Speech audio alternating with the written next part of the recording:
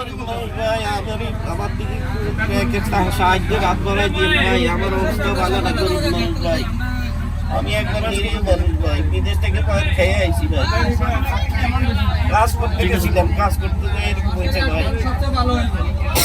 ঠিক আছে তুই যা ভাই।